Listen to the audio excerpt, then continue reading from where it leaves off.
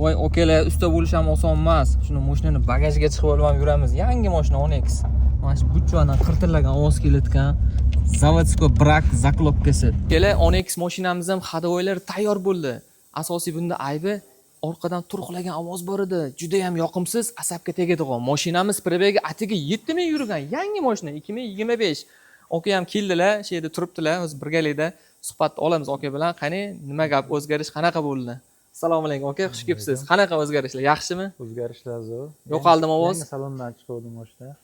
Hali 7000 yurmasdan shu tiqillagan ovoz chiqdi. Keyin Instagramdan kuzatib, qidirib topib keldim. Mana yaxshi ishimizni tez osonlik deb bitirib berishdi. Avtomatik zo'r.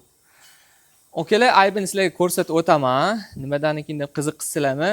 Onyxchilar okalarga jo'natib qo'yasizlar. Sabab ertaga shunaqa muammolar bo'lib qolsa, ishini tezroq bitadi. Bizga kelib o'tirmasdan ham libo bitta servisga borib ko'rsatib olsangiz bo'laveradi.